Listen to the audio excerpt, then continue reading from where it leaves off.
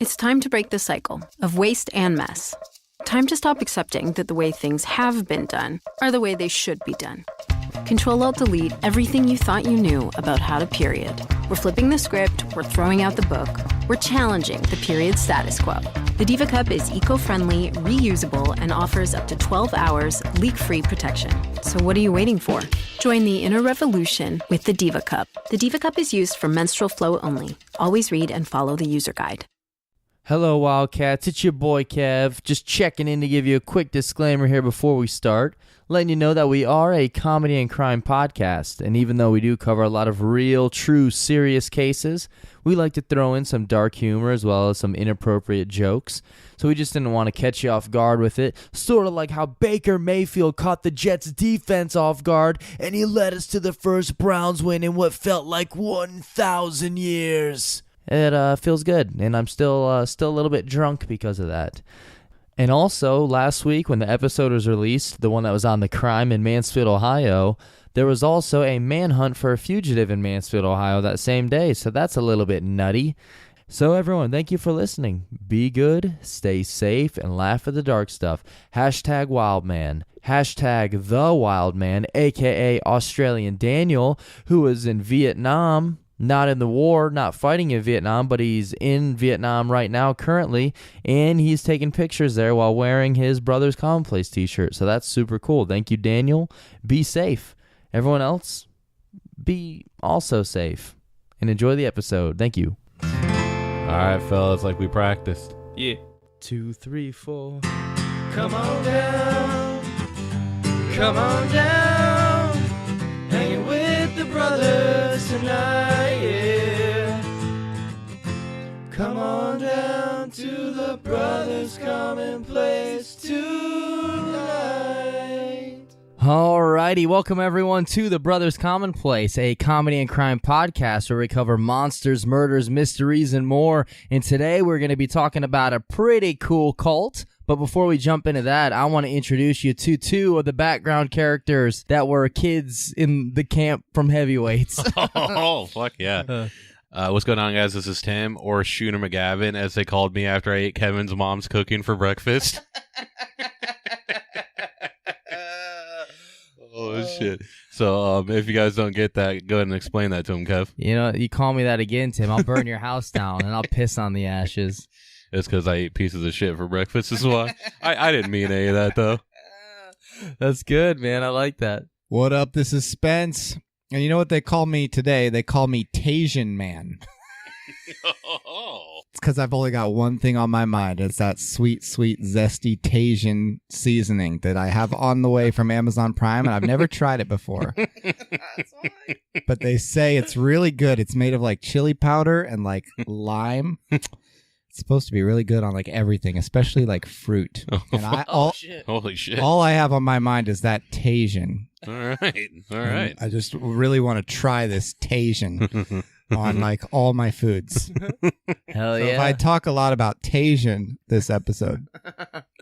I respect that. I like it. And it's your boy Kev, a.k.a. the Dirty Dog, a.k.a. not the lead singer from the Lost Prophets, so that's good. And in case you guys don't know what he's been up to lately, go ahead and Google that. Oh, fuck yeah. So alrighty, today, guys, we want you to join us as we take a journey back into the 1980s and up to a place that Scott Steiner likes to call Mexico North. Oh, shit. No offense to all the Mexicans out there. That's his words, not mine. Yeah, but that's right.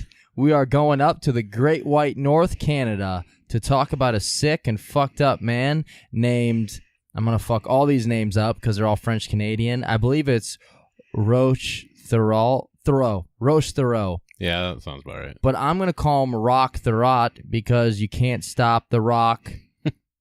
Stop the rock. Can't stop the rock. And we will be talking about his cult, the Anthill Kids. Nice. I think that's 2 podcasts in a row that we've mentioned Scott Steiner. Yeah, it has. Hell yeah. Yeah. Well, Even like why they're called the Anthill Kids is fucked up. Everything about this whole story is fucked up. Yeah, it's interesting. It's definitely an interesting cult to talk about. And it sounds like this should be happening in like the 50s or something, but no, this was in the 80s. I Or researched like the wrong. 1700s. Yeah, yeah, that's true. I researched the wrong thing. I thought it was the Grant Hill kids. Great charity, by the way. So yeah, sorry about that, guys. I went astray when I was researching at first. I just started looking up kids, and eventually I ended up on this page for something called Scott's Tots. Oh shit! Thank God that didn't take a turn I thought it was going to. So, No, Tube's not here. as you guys notice, yes, Toof is not here. He is currently at the Browns game, which I turned down so we would have an episode this week. Yeah. So I did that for you guys. Also, if the Browns lose, Toof, you're off the podcast. Yeah, we'll fucking see it. So Toof. you better hope to God they Yeah. fucking win. Yeah, why do you think Andrew's not here? Oh, he's dead. Yeah. Yeah, exactly. Yeah, we killed Yeah, him. they lost the first 2 games, so we just decided we fucking Luka Magnotta to Andrew. So Whoa. So we are going to switch things up a little bit. We are going to do the honorary brother as well as our Patreon shout-outs at the end of the episode. But we will start off with the subreddit of the week. So Spence, why don't you hit us with that shit, brother? oh yeah, Today's subreddit of the week is Bone Apple Tea. I like this. I like It this. is a subreddit dedicated to people who don't know how to spell things. Oh fuck yes. It's based on somebody who was trying to say bon appetit, but they'd always heard it pronounced, and so they didn't know like what the words were. Yeah. And so they thought it was bone apple tea. Fuck yeah. And then I should look some of those up a little later or something. I don't know. I mean, it sounds fun. I definitely think I would like it. Roch, R-O-K? Yeah. Yeah, what's your point? R-O-C-K. Oh, the C is silent. Adam Sandler all over, man. I like it. Alrighty, so we're going to call him Roch Theriault just because I know we've already changed it a million times, but because it reminds me of Whiskey in the Jarro, Roch Theriault. Yeah, I like it. So that's, yep. Add some spice to bone apple tea, almost as if it were Tajin. Oh, fuck yeah. The top one we have a tweet from someone called the Blogus, and she says, "Very frustrated lady next to me at GameStop. My son Kevin Oh, God. wants fork knife for his birthday, but no place has it in stock. Me, I think it's Fortnite. Her, no, it's definitely fork knife. Sorry, Kevin, I tried. Did you end up getting it, Kev? Or? No, I didn't. I guess it actually is Fortnite. Oh, fuck. So, Did you get any silverware, though? Or? no, I did get a pretty interesting knife and fork sandwich. Though. Oh, okay. All right. Not technically a sandwich, but it was, it was all right. Yeah, that's a good end of the holiday there. So, alrighty, here we go. This is going to be a pretty long episode, I think. And then next week, we will probably have a shorter episode because me and Toof are going to be gone for a week. So we got to record 2 in one day. So the next couple episodes might be a little bit shorter. And like I mentioned, just a heads up, I'll probably fuck up all these names because they are all French-Canadian. So here we go. Roch. His name's not pronounced Roch, but that's what we're calling him. Yeah, that sounds Roch cool. was born on May 16th, 1947 in the Saguenay Valley of Quebec. I didn't know Dwayne Johnson was that old. And he was known to be a very bright child. He was outgoing and he enjoyed learning new things. And even though he was highly intelligent, that didn't stop him from dropping out of school after 7th grade, Wow. which is the grade that all of his other 6 siblings had gone to. Mm. But the reason for that is in that area, the schooling only went up to 7th grade. And then if you wanted to continue on, you would have to travel to a different area to continue schooling. Oh, okay. That's weird. Most just like dropped out and worked. Yeah, like fuck this. I'm working. They didn't have 8th grade in Canada. You had to come to America to continue studying. Quit being our hat, Canada, and join us. Yeah. After you became a pop star over there and then you had to come over here. Is this a Robin? Yeah, Robin Sparkles. Okay. Yeah. Thank God I didn't finish it. I was about to say Robin Sprinkles. Oh, fuck yeah. So Roch and his siblings, they all just chose to work instead. And he also did a few other things in his free time we'll learn about. Roch's father, Hyacinth, which is probably not how you Jesus. pronounce that either. He was a hard worker, as well as a very religious man, and a member of the Union of Electors, a.k.a. the White Berets. Oh, nice. Not to be confused with the White Berets, which is the name my father gives to the Sundays where he goes down to the local flea market and yells at the Puerto Ricans.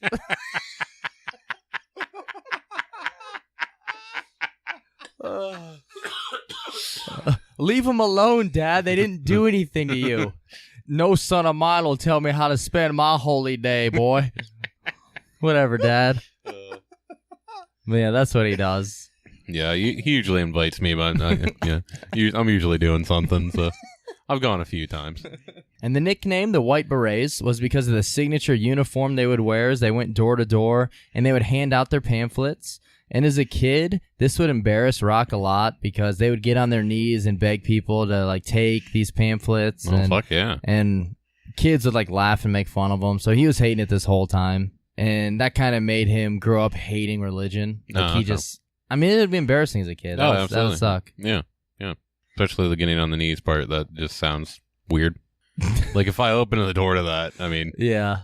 I mean, if it's a good-looking chick, I'm like, all right, I'll take the fucking pamphlet, but, It's one of those ones that's just like, never mind. What are they called? The ones they always leave on the urinals that are always about Jesus? Oh, I don't know. I remember them leaving those as tips. I used to get so pissed off. Oh, look, they left $100 bill. Nope, it's about not whacking off because Jesus was watching. That's a shitty tip. No one wins in that. Either that or the Federal Reserve is printing some really strange currency now. Like, I wish they really did print that. That's actually on it now. So since he was no longer in school, he's just spending his time working. He was also getting very much into reading the Old Testament, as well as other Bible studies, and he even taught himself English. So I don't know a whole lot. Hey, props to him for that, because English is a fucked up, crazy, doesn't make any sense language. Yeah, no, that's tough. Just learning a language is insane. Yeah, I always try to get Kev to teach me Chinese, but he's always too busy. Well, I'm like, you know what? All I can do to really help you is to put on that scene from Wayne's World. Hey, Mountain Dew, Pepsi Cola. Mountain Dew, Pepsi Cola. I just watch Crazy Rich Asians on repeat now. Oh, yeah, that's that movie you told me about, isn't it? Fuck yeah, dude. And it seems that as time went on and Roch would speak about his childhood, each time he talked about it, it would get worse and worse. He started saying that his parents, they were all drunks and they would beat the shit out of him and they'd throw him downstairs and all this other stuff. And he even later wrote in a letter, he said, "I am from a family in which I was mistreated and beaten worse than a dog from the age of 2 until 14, when my father, having beaten me, threw me out of the house and told me never to set foot in it again." The wrong kid died afterwards. Wrong kid. And I know this is French-Canadian, but I can't help picture this guy, like Roch, as just Louisiana swamp guy. Oh, like fuck just a yeah. fucking hillbilly in every way. Is he probably lying about like his parents doing that? Oh, well, you'll find out. I hope so, because I was actually getting excited that we finally had like good parents for once, because like every one of our podcasts, like, yeah, my dad was dating me, it was always something fucked up like that. So yeah. Well, it wasn't too bad, except, they'd make me sleep like where the fireplace is and they'd fart through onions at me. I told you that in confidence, man. I'm sorry. Yeah, so this is something Roch would always tell people. He would always go out of his way to bring up that he was beaten and treated like shit. And he was such a charismatic and charming person at the same time. So he would use this combo to gain sympathy, to get people to go along with him. And he was very much like Bill Clinton in that way. Like when he spoke to people, he made them feel like they were the only person in the room just because he was so charismatic and charming, and just people really liked him. But did he play the saxophone? I don't think so. No, he's well, not like then Bill he's Clinton. not quite as good. He did the rolling, but not the rocking. Yeah. But yeah, Roch. That's why he had the name. He says that he was abused, but his father, his family, friends of the family, everyone says that none of that is true at all. Yeah. And I honestly don't think he was ever abused or kicked out by his family, because later on he moves back in and like lives on the property and starts running a business there. So if all that was true, I doubt they would really let that happen. He may not have been kicked out, but he kicked out of a lot of stone cold stunners. Fuck.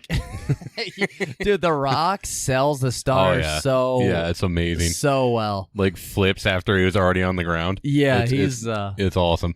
Real quick. My favorite selling, though, is always going to be Shawn Michaels to Hogan. Oh, yeah. I love when Shawn Michaels flies out of the ring and then does a flip onto the ground. Yeah. Like he's just pissed at him, so overselling on purpose. So, all right, let's go to November 11th, 1967. Roch, he's now 20, and he would marry a 17-year-old girl named Francine Grenier, probably, and they moved to Montreal, and together they would end up having 2 sons. Nice. Roch, he was working as a chimney inspector until 1971 when he would develop stomach ulcers. So he goes to the doctors and they tell him, like, hey, you need surgery to have these ulcers removed, which I don't think it was anything too major. Yeah. Like, it shouldn't have been something too crazy out there. However, the surgery was not a full success and will forever leave Roch with something that's not as cool as it sounds, but it is something referred to as dumping syndrome. Oh my God, that sounds amazing. Which would leave him with abdominal pains. I remember when I used to go camping, my family would go camping every weekend, and every weekend as we were leaving, we would pass this sign that said no dumping, and I would fucking laugh so hard and point at it, and not once did anyone else in the car laugh. Hey, no dumping, Dad. One time, though, which I know he shouldn't have been drinking and driving, now I think about it, but he was drunk. We were leaving. There's this big-ass fucking snapping turtle, like the size of like a puppy. He just stops the car, pulls over, gets out, and just picks it up by the tail and just plays with it. Fuck yeah. I'm like, Dad, that's terrifying. what the fuck are you doing? I mean, I didn't say that because I was like 8, but anyways. What the fuck are we talking about? Dumping syndrome? Yeah, which, I mean, we know Toof definitely has that. That's what it should be. Just like you're constantly like... Just pooping. Just fun poop. Just basically just being Toof. So dumping syndrome, it's also called rapid gastric emptying. And dumping syndrome occurs That's better. when food, especially sugar, moves from your stomach into your small bowel too quickly, which at the time is very unfortunate for him.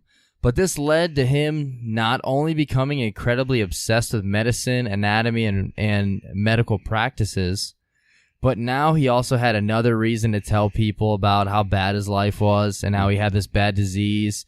And he would tell everyone that he's dying from it, even though that's not true at all. Yeah, he just had a lot of time to read. And he would also tell him that his insides were now made of plastic. Oh, fuck yeah, all right. And he would even say, quote, life in plastic, it's fantastic. Oh That's not true. That's just aqua, right? Yeah. Okay, That part's not true. Yeah, dude, but he did say, it's true. Like, I got dumping syndrome, which if you're going to lie, you might as well give it a different name. Oh, yeah. He would say, I got dumping syndrome, I'm dying, my insides are made of plastic. Oh, my God. It was once said of him, like, he's more action figure than man now. We can rebuild him. I don't want to spend a lot of money. Also, this is a good time to bring up that Roch supposedly had a monster-sized dong. Oh, nice. Like a super huge one. Something that... Magnum dong. I cannot relate to this guy on, so fuck you, Roch, son of a bitch. So he starts taking medication for this dumping syndrome. Oh my God, I thought you were going to say he's taking medication for his dick. It's actually so big that, whoa, wait, what the fuck, Roch? You fucking me, doggy? You just throw your whole leg in there? What was I just doing? I'm sorry.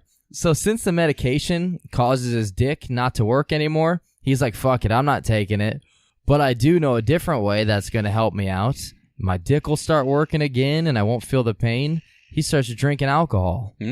So the booze gets rid of the pain and still allows his wiener to work. So fuck yeah, dude. Whiskey dick is it's kind of hard to get past sometimes. Yeah, but it doesn't affect Roch, though. You can't stop the Roch, dude. All right. Can't stop the Roch. Hashtag Wildman. Hashtag Wildman. He then loses his job. Hashtag Wildman again. That sounds like something we would do. So he loses his job and moves back home. I believe he moves back home to his family. Or he either lives on their property, I believe, but he brings along his wife and his 2 kids. So it doesn't sound like his parents were too bad if they were going to allow this to happen. And it also sounds like he's like a perfect candidate for Fenn's treasure now, so might as well just fucking give it to him.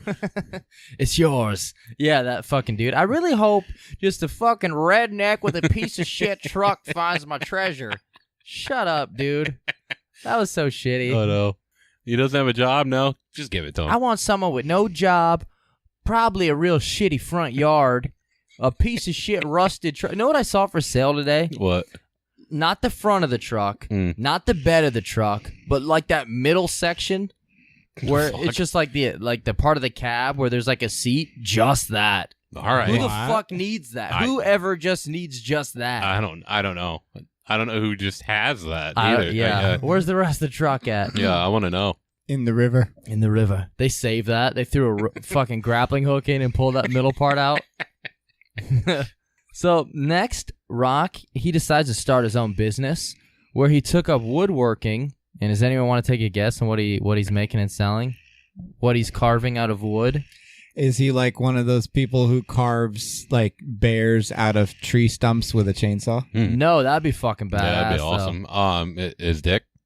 No, that would be also like dildo. But then you couldn't hold it straight up because you might hit planes and shit. No, he started selling wooden beer mugs.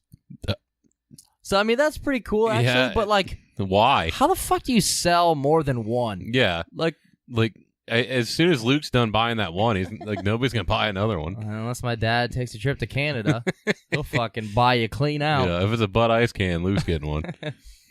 But I think he actually does pretty well. Like, they live off that for a while. So It was like they could either make the mugs out of ice or wood. The wood lasts longer. It's true. That's true. That is true. Oh, I forgot to mention Canada, all our Canadian listeners, which I know we have one, Chloe. We sent her stickers recently, and she always messages us whenever we have stuff about Canada because she gets us some information. Like for the Luca Magnotta case, she gave some information. I remember that. Yeah, that was really nice for her. I graduated from a high school that was called Mapleton Mounties. Oh. So I'm practically one of you. Yeah, he is. Yeah, absolutely. So anyways, moving on. At least like a quarter Canadian or something. Yeah. Which technically after the exchange is probably about a dime here. So stupid. Not even funny. That's so stupid. So up until this point, Roch's wife, Francine, was always to be covered up, like full clothing. Like you can't show anything. You got to be fully covered, full dress because of religious beliefs. Yeah. But Roch, he started to change as he began drinking more and just became a little bit different every day, shifted a little bit more. And then one day he was like, hey, Francine, baby, show your boy some skin. Oh, fuck yeah. Let's see them legs, girl. And then he started letting her show her legs. Nice. So nice. And then he was also like, girl, how do you fit all that in them jeans? And then he just started doing the Mel Hall. Oh, fuck yeah. And he's like, hack up your skirt a little more. Show your world to me. Did Michael listening to it? He's making the mix CD. You got your bow, you got your chain. I fucking hate Dave Matthews, man, dude. I like that song, I ain't gonna lie. Yeah, that's a catchy one. And as Roch starts drinking more and his personality and just everything about him starts changing, it just so happened to be around the same time that he joined a local arm of Freemasonry named Le Club Aramis. Ooh, that's fun. And he started getting involved in local politics. I don't know anything about Freemasons. That's something I never learned about. Like, they would mention it and bring it up in school, but never explained it. Yeah, I don't know what that is. Like I remember in 5th grade, we started talking about the Holocaust. Yeah. I never heard of it. Didn't know what it was. I don't know how everyone else fucking knew about it. Yeah. And we were reading a book, and the teacher's like, yeah, so before we start, does anyone here not know what the Holocaust is? My God. I raised my hand. I was like, I don't know. I realized I was the only one with my hand raised. She's like, well, it was when, like, the Nazis, all this other stuff, like, killed, like, 6 million Jews. I was like, oh, yeah, I knew that. It's like, what else can you say to that? I was like, oh, yeah, never mind. Whoops. Yeah, I knew that. Yeah. I thought you said the Great Bambi. And it was also around this time that Roch began showing a new interest in sexuality that his wife wasn't very into. Oh, shit. He was a dirty, dirty dog. Was it butt sex? We'll find out. Oh. His wife, Donna, her trying to get away. Oh, my God. She does not like it. She does not like it. That's just so good. Fuck yeah, dude. Let the boy watch. He needs to learn the way that I learned from my father. And that shit's so funny. And Roch, he would use his woodworking job as an excuse, saying he had to go to like neighboring towns for the weekend to sell his shitty wooden mugs. But he's like, yeah, I'm going to be out late tonight. Fuck you! What? You're selling with the fucking wooden mug? What are you doing?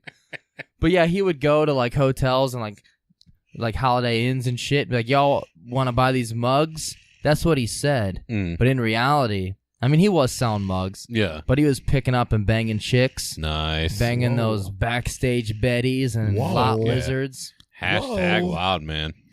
Hashtag Wildman. Francine finally had enough. His shitty mug business was run to the ground, and he was out with other women. So one night, she's just waiting by the window. Oh, God, I already know what this is. I started smiling. I'm going to get through it. When he pulls into the drive. She rushed out to hold him. She rushes out to hold him, thankful he's alive. Join me. But on the wind and rain, a strange new perfume blows, and the lightning flashes in her eyes, and he knows that she knows. And the thunder rolls. Bow, bow, bow. The fucking thunder rolls. Oh, fuck yes, dude. Such a good song. Me and Tim used to sing that at karaoke. And, like, the later in the night that we did it, the more we drank, the more fucks we threw into it. So we would always go like, the fucking thunder rolls. And we would go, the fucking lightning strikes. And I don't think anyone else enjoyed it. No, I really don't remember I think the DJ anyone might else. have. Yeah, the DJ did because afterwards he's like, that was Tim and Kev with the fucking thunder rolls. Yeah, and then he just started calling it that every time we came up. But then again, we did sing that every week. We did, yeah. I like how we act like it, like we would sign up for it. We knew what we were gonna do, but the first time one of us says "fuck," we act like it's a surprise. We're like, "Whoa!" And we got laid 0 times because yeah. Well, that's if you don't include the DJ. Oh, okay. So 0 times. 0 times. Yeah. So Roch's lady leaves him. His business is run to the ground, and he begins living in his car and intense with his new honey, Giselle. That's a hot name. Giselle. Yeah. And they traveled around selling mugs. I guess he just can't fucking he can't sometimes you just can't let go of things, he's not giving up on that. Like me with pogs, my dad with alcohol. Which kind of pog? Both of them. Wait, what's the other kind of pog? Well, fat ass white girls. Okay. So they begin living out in the Canadian wilderness, just Roch and his girl for a little bit. And then Roch discovered the Seventh-day Adventist Church, and he quickly became one of their most devoted followers. And Roch, he grew up hating his religion, but this was something that he really started to bond with because it had a lot of relation to the Old Testament as well as the apocalypse and end of the world. Oh, nice. Which are two things that he was obsessed with. Yeah. He was drawn in by their TV show, their animated show, Adventist Time. Fuck Holy yeah, shit, dude. dude. That was good. That would probably like it'd be better than the actual show. So we're not going to go into like the beliefs and stuff of this. Like we'll mention a few things later on. I will mention that like a lot of the nuttier cults out there are branches off of the Seventh-day Adventists. Like they are the origin of a lot of nuttiness. I'm sure there are many very fine people. I actually know some, but a lot of the nuttier ones do come from the Seventh-day Adventists. It's a sweet name. Yeah. Isn't the Old Testament like I don't know because I'm not religious. I've never read anything like this. Isn't that more like the men are superior and there's like violent shit in it? I don't really know a lot of their tenets. I know they're about some of the most hardcore of the various fundamentalist groups. They are pretty hardcore. Nice. Yeah, sorry about that. I don't know anything about that. But yeah, so now Roch, he's part of this church, but having no job and no money, he starts selling anti-smoking pamphlets for the church. He would go around door to door, and he even started giving up smoking and drinking as well. Did they make the pamphlets out of wood, or were they actual? Made out of wood, real sturdy. Just gets run over with this.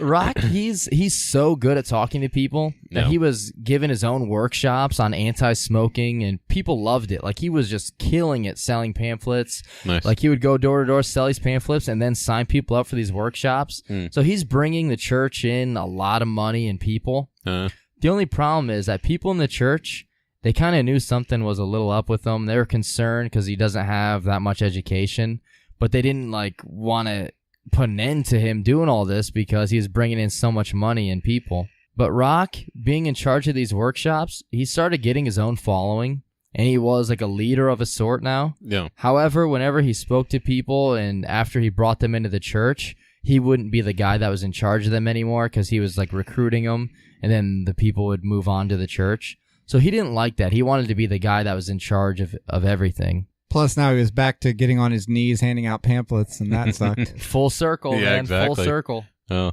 But people still really liked him, and they dug his charm. And he had a knack for bringing in young adults that had gone through or were going through some real shit.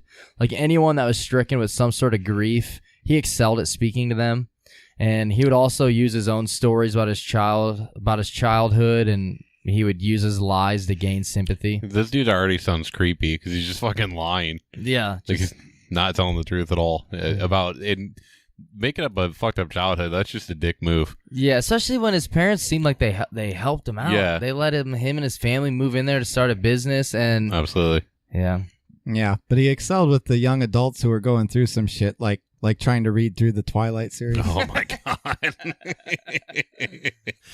Nobody should have to go through that shit. And he really excelled at Excel. Oh, Like fuck he yeah. was really good at the 1980 version, and it was 1980, but he couldn't get a job because for the 1980 version, in the year 1980, you had to have 7 years of experience. And back then, Excel only had one came box. And it was just It had one box. and it was just fucking carved in the side of a rock. The Rock, this man, he got a tattoo. Oh, fuck yeah, dude. Okay. Tattooed Excel. Back on him. then, MS Excel was just an Etch-a-Sketch. So anytime there's an earthquake, they had to start the whole business over. Fuck. So they started using Light Bright and it fucking took off, man. Yeah, but they kept making clowns. Oh yeah, dude. We all did. All the spirograph businesses didn't do very well. It kept going around in circles. Speaking of fucking Light Bright, mine always sucked. I just must not be creative enough. I just made like a box. Yeah. Like every time. Like mine were fucking garbage. They were pretty low resolution. Yeah. Hey, look, Dad, I wrote my name on here. Right, Bud Light.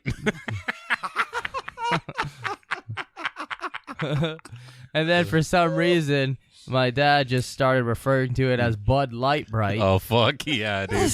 I don't know what And the then that time when you guys were up like super late and like he told you to go to bed and you're like, well, I need a nightlight, and so he just made made live nudes out of your. Big Daddy. It's so fucking bright. I just had to throw another Adam Sandler joke. Somehow I want your dad to be known as Bud Lightyear. Fuck, Dude, yeah, holy dude. shit, why isn't he? I don't know, because he's the Kimster. Fuck, dude, can he be both? Yeah. Okay. So now he had his own following. Like they would hang out on weekends and stay at Giselle's apartment. So there's like 8 to 10 of them right now, and they're all around late teens to early 20s or so. And Roch, he would encourage them all to drop out of college and follow him. Smart guy. He's like, the world is ending, and Christ, he's going to be coming soon. So why go to college? What's the point of that? That all ended well. I mean, you have to move away to go to anything above 7th grade anyway. Yeah, true. exactly. How the fuck they get this far? And Roch, he was beginning to isolate his group from the outside world. He would get them away from college, and he was getting them to abandon their religions and joining him, and they did. In summer 1977, the group took off on a retreat to Lake Razoo in Ontario, and this is where he met Gabrielle Laval and another woman named Yolande. Ooh. Now, Gabrielle, he really took a liking to her. She was a nurse. And since he was completely obsessed with medical shit, he was just like super infatuated with her. Yeah. And she was really, really into him. Like he turned that charm on. And so now she was like, she's the one with the medical background, an actual nurse. And she's the one who's like trying to impress him. And, and he really liked that. This dude just seems like a fucking idiot to me. So it's like kind of hard to like see like a girl. Just wait. This fucking takes a turn. I'm sure. Even now, I'm like, why the fuck would a girl want this dude? And it was during this retreat that Roch told the group that he had a divine vision, which of course was when he was out hiking alone during the morning. But he said that the sky lit up in bright white and the voice of God spoke to him. And the group, of course, ate this shit up and loved it. They're like, yeah, give me seconds of that shit we just ate. That's what they said. But yeah, he was like, yeah, God spoke to me. I know what we need to do. And they're like, oh, well, can we find out? He's like, no, he spoke to me earlier when you guys were all sleeping. Oh, yeah. This happened like last week. Sorry, guys.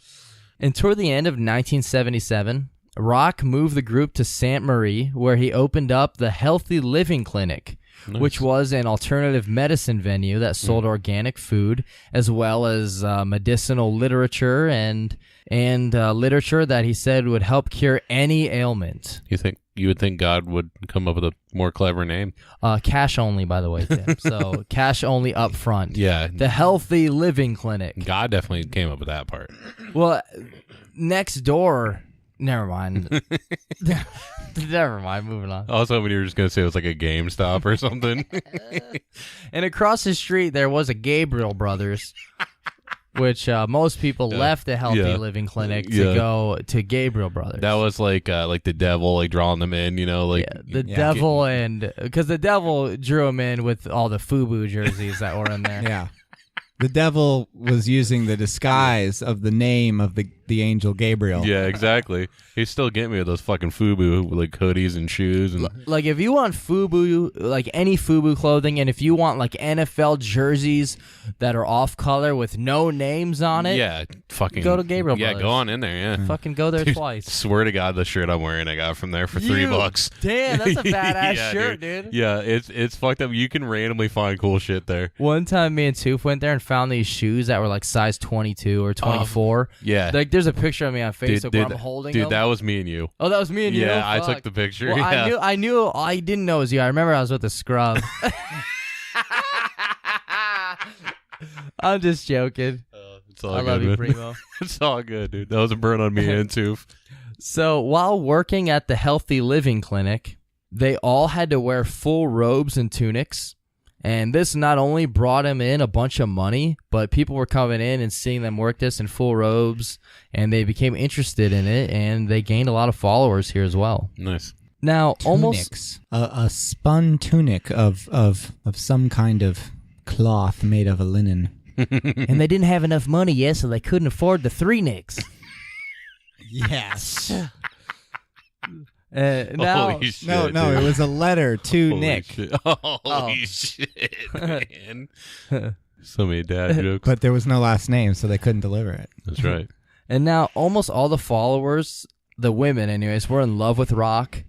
And there was one poor woman named Maurice Grenier, and she was only part of this group because her husband, Jacques, I think his name is, wanted to be part of it. And Maurice, she really loved her husband, so she's like, all right, I'll go along and join it only because I love you so much. And that's like the only reason that she's even there and part of this. And she gets the fucking shit end of the stick in this. And a lot of followers, including the Greniers, sold all of their possessions to help fund this hipster medicine store. Jesus.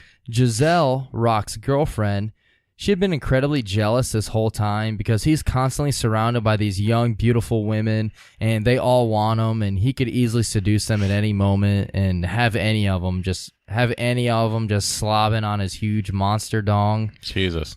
So to please Giselle, Roch, he agreed to marry her. And I think this was more of a move to like shut her up and just get her to come along and to be quiet. Yeah. Because they don't like go on a honeymoon or any vacation or any like celebration or anything. It was literally just the title, like, okay, we're married. I guess we can get married. Yeah, I guess, bitch. No. And he kept saying no Conduceville, baby doll to her. Dude, real quick, I got another side story. I'm sorry. So at work, they did this caption where they had like a motorcycle that was pulling a trailer, but the trailer was a coffin. Yeah. And one of the guys at work took a picture of it. He's like, yeah, I just saw this. I thought it was real funny. So we're going to have a caption contest, and whoever's the funniest wins. Yeah. No joke. I was really like, what the fuck is wrong with all you people? Yeah. The one that won was like, whenever so-and-so, when you die, but they still want you to show up to work on time. That was the one that won. Yeah. It's dumb. Yeah. Second place was like, yeah, when my wife tells me to change the channel during a football game. So you fucking kill her. And everyone's like laughing. And I swear to God, I was like, yeah, domestic violence is real funny. Like, this is good, guys. Everyone is cheesing out. Yeah. And third place was, yeah, the wife said I could only get a motorcycle over her dead body. Jesus Christ. I was like, what the fuck This is all wrong just with you murdering your guys? wives? But really, what I did, which isn't funny at all, I kept putting in really shitty ones, and I put them under my supervisor's name. Oh, my God. I put in, where's Yes. the beef? Dude, you fucking should have put him under Andrew's name, dude. And I don't remember what the second one was, but yeah, I put "Where's the Beef" in there. That's so fucking good. So now, March 1978, Eau Claire, I think that's his last name, a member of the group, told Roch about his wife Geraldine and how she was suffering from leukemia and was undergoing treatment in a hospital in Quebec. Geraldine is a weird fucking name. Yeah. I've never heard that one before. And Roch, he's a healer. He's the chosen one. He's obsessed with medicine. So, of course, they come to him for help, and he goes to the hospital, and he tells her that she doesn't need this bullshit treatment. Oh, yeah. And he fought and argued with the doctors over her treatment and the amount of drugs that they were giving her. And he then convinces Eau Claire to have Geraldine checked out of the hospital because he was going to heal her. What a fucking idiot. So Eau Claire and Geraldine, they agree, and they bring her back to the clinic. Jesus. And then the Roch prescribes her a treatment of his own, grape juice and organic food. And she fucking dies immediately. Oh, yeah. However, Roch told his followers that when he was in her room with her alone, he kissed her and she awakened from death. But that in the end, quote, you know, when God wants people, he takes them. And it was just Geraldine's time. So actually, he did save her and bring her back to life. But then God was like, nah, fuck that. Geraldine's mine. Yeah. And took her. Yeah, I guarantee that's what happened. And he couldn't get in trouble.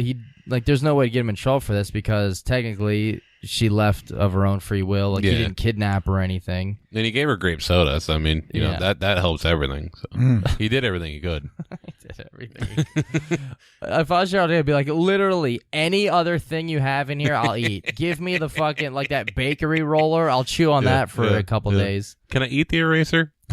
Fucking always He's funny. like, yeah. Oh, never mind. I was gonna make a joke. Never mind. Yeah, I know what you're talking about now. And it was around this time that the Adventist Church, is that how you pronounce this, Spence? Seventh-day Adventist. Adventist. And it was around this time that the Adventist Church, that he was still technically part of, so they sent some people from the church on over to the parents of all of Roch's followers, and they're like, you got to bring your children back to our church and not to follow Roch. And then they're finally like, all right, Roch, you got to get the fuck out of here, dude. And they removed him from the church. Yeah.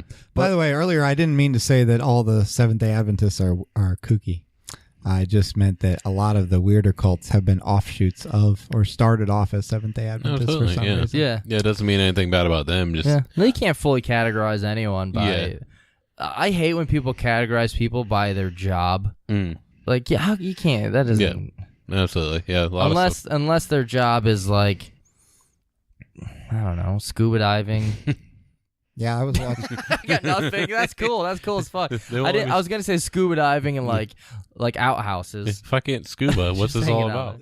So they kick Roch out of the church. But Tim, what is rule number 1?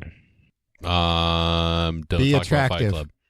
Well, both of those are correct, but in this case, it's can't stop the Roch. Oh shit! Damn it! Can't stop the Roch, dude. So next, he paired off all of his followers, man to women, and married them all off. Nice. And don't forget, he's a firm believer in Old Testament where the man is full in charge of the women, I think. I really don't know. I have no fucking idea, honestly, so I don't know why I just said that. But I'm guessing that's part of it. 8-year-old me probably could have told you, but yeah, that was back when I'm probably super wrong, but that's one of his beliefs anyways. The man is completely in charge. Yeah. So everyone is married off, and Giselle, whom is now married to Roch, has had it with everything. She's tired of feeling rejected by Roch and the silence that he'd recently given her, and he's constantly surrounded by young, beautiful women. They all want him. They're probably fucking, and now Giselle is pregnant. She tells Roch, you have to make a choice. You either break the commune and encourage everyone to find new homes, or else I'm moving back in with my father. Oh, shit, girl. And Roch's answer to that is, anyone have a guess? Kill her. Close. I was thinking that too, actually. Wait. Throw her in the claw machine from Toy Story with all the aliens. No, he fucking just, as soon as she says that, he just decks her, punches her right in the mouth, and he's like, yeah, stay in your room for 2 days. Just straight fucking decks her. Doesn't talk to her or anything. And that's the same moment he finds out she's pregnant. Jesus Christ. Yeah. And the clinic at this time is in debt now, doing real shitty. Yeah. It's July 1978, and then he's been moving the group around until he announces to his group The world is going to end on February 17th, 1979. Damn, and he was right, too. That's right. Yeah, dude. That is right. That's correct. Fucking crazy. You got that right. A massive storm of boulder-sized hail would fall from the sky. There would be earthquakes and lightning storms, and they were to become God's chosen, and Roch was to lead them. Fucking spot on, man. And there weren't any good movies after that No. made. No. So the group, they headed out. They hiked for 2 days, and they found an isolated hill beside Dry Lake, a place that Roch named Eternal Mountain. That's a sweet name. No, that's pretty cool. He named it? It didn't have like an Indian name before that? Hmm. You see? I'm thinking he's more like a, what do you call that? Where you just come in and take over and give it your own name. A jerk. Yeah. I was going to say a queef. Both of those sound accurate. And this is where they were to make their new home. And by make their new home, that's literally what they meant. Except Roch, he wasn't going to make it. Yeah, he fuck made that. all these fuckers cut trees and build like this big giant cabin and shit. And he just sat there. He didn't lift a fucking hand to help him. He's like, I got fucking dumping syndrome. Yeah, I can't get up. I got other shit to do, man. I got shits to take, and I got fucking Lives to deck in the face. Come on, man. I got Allman Brother tickets. I got to get out of here.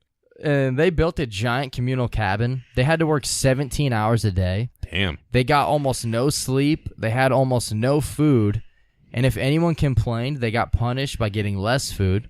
And this was done to break their will and mind. Sleep and food deprivation is common when it comes to cult leaders, just cult leaders breaking their followers. Yeah. And that's exactly what he was doing. He was fucking breaking them down. They were so weak that they wouldn't even think about trying to leave or question them or anything. Wow. And it took a few months, so that took fucking months of that shit. Yeah. But the cabin was finally completed, and then Roch yelled out, "It's a miracle!" They also dug a well.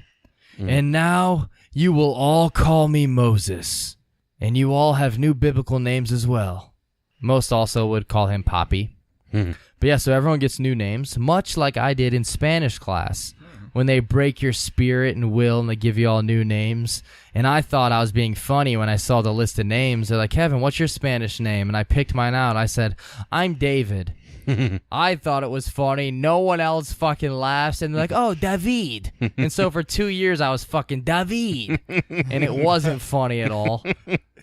You brought it on yourself, man. My Spanish teacher, she's always like, "Yes, I'm from Argentina." And then she would tell stories. She's like, "I'm from New Jersey." Where the fuck are you from? Bitch. You liar. She was awful. They're close to each other. Oh, I was going to say some of the followers, they had names like Gizodi, Testodi, Heaven's Gate, baby. So one of the Brody. I was just going to say, this is making me like realize how much better the leaders of Heaven's Gate were. See, I actually rooted for Heaven's Gate. Yeah, though. absolutely. It's like, I fucking hope these guys succeed. Like, I want them to. It seemed like everybody was like, in on it. Like nobody was being forced to. It seemed like they all had good things to say about the leader. This guy's a fucking moron. Yeah, this guy's a dick. Just wait. It continually graduates and escalates. Jesus. Get up out the way. Get up out the way. So good. What we told that story, so. Yeah, we did. So one of the first actions is all marriages are now dissolved. Except for his, of course. That one still stands. Oh, and by the way, he's going to marry all the women. So he now has 9 wives. Nice. Except for Mrs. Grenier, who was only there because of her husband. But since she wouldn't marry Roch, he would end up, like we said, giving her the shit end of the stick. And all because he would, she's like, "No, I'm not going to fuck you. Yeah. I'm not going to marry you. I'm only here because of my husband." And then girls, they started telling Giselle, who was Roch's wife, "Oh yeah, by the way, the whole time we were at your apartment, we were all fucking Roch." And this pissed her off enough to make her leave and run off into the woods. Yeah. She didn't get away. Roch chased her, choked her, beat her up, Jesus Christ. and told her, "Yeah, you're not to leave again." But we do have a bit of good news, though. They were all receiving welfare checks. Oh, no. Oh, So- fuck yeah. That makes sense. Hashtag Wildman. Hashtag Wildman. Also, all that money went to Roch. So hashtag Wildman again Hashtag for that one. Wildman. Damn.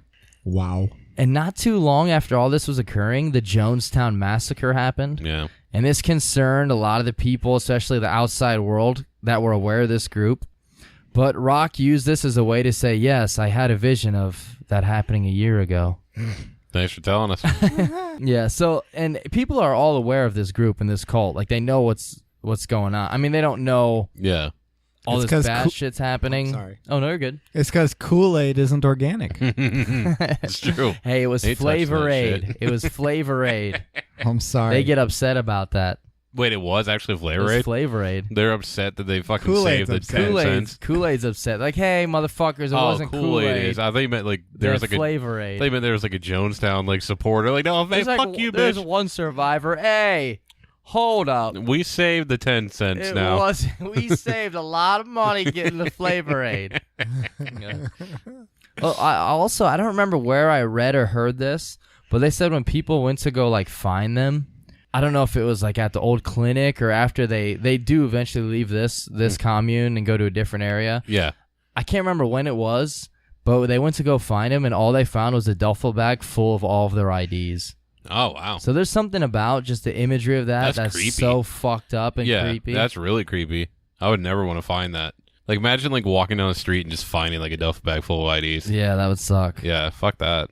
And so, like we mentioned, the police are onto him, but they can't really do anything about it yet. I mean, they all think he's loony and all that, but that's not enough to bring him in. And Roch even volunteered himself. He's like, I'll get taken into a mental institution to be looked at. Like, I don't mind.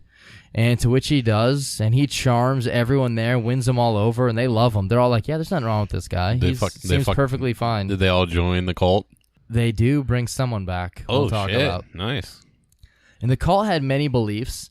One of those was that you should eat clean and healthy, no smoking, no drinking, no eating meat, no junk food.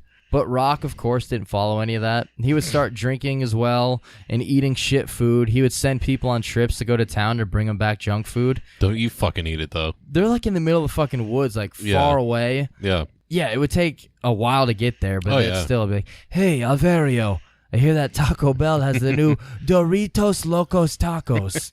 Bring me some of those. If you touch it, I will beat the fuck out of you and my wife. Yeah, for real, dude. Yeah. But yeah, the cult, they're broke as fuck, though. I mean, they're just living off welfare checks. So Roch began pimping out Gabrielle to a local grocer who would then in return supply the cult with food. So, I mean, that's shitty, but that's a fucking good plan by Roch there. Yeah. Hey, well, you can have Gabrielle if you supply us with food. So, I mean, it's shitty. It's wrong. It's awful. I'm not agreeing with it, but I mean, that works out pretty well for him. Yeah, I mean, it worked. And Roch, he would begin his sermons by giving long, drunken speeches. And if anyone fell asleep or complained, he would beat them with a club or he would punch them. What the fuck? And one time, pregnant Maurice, the one that's not a wife of his, Yeah. she was hungry and she stole extra pancakes. Like, she's pregnant, so of course she's... Yeah, just eating for two, fucker. And when Roch found out, he punched her in the stomach, Jesus causing Christ. a miscarriage and breaking 2 of her ribs. This is a girl who doesn't even fucking want want anything to do with this, just because she loves her husband. So February 17th, 1979, the big day, Judgment Day, Yeah. end of days, Yeah. Eraser, all Schwarzenegger movies. The apocalypse, it would come and go and nothing. There were no storms, just nothing happened, just another day. Many followers were like, what the fuck, Roch? Yeah. And they left. Oh, yeah. But many stayed. And Roch, he had a very good reason for this. He said, the reason for this is because God and me, God and I and God, we're working with 2 different calendars here, you see. Time passes differently for God, and that's why. But the end of days will surely be coming any day now. That's what he said. Him and God are on different calendars. So God is using the calendar.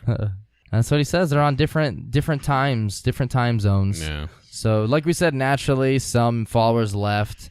Most stayed out of fear and because of their belief in them.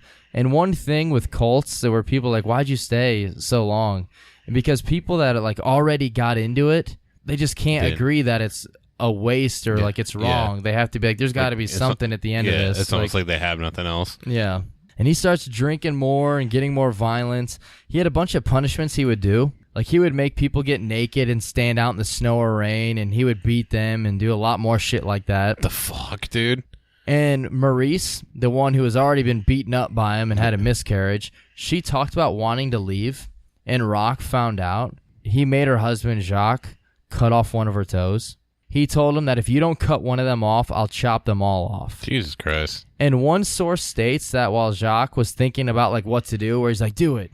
One source, which I don't know if this is true, Roch says, oh, you're not going to do it? What are you, a faggot? What the fuck? Don't you have any balls? if you want to be a man, you have to learn how to teach your woman a lesson. Jesus Christ. Oh, shit. Did I leave out the part where my dad became the leader of this cult? I'm just joking.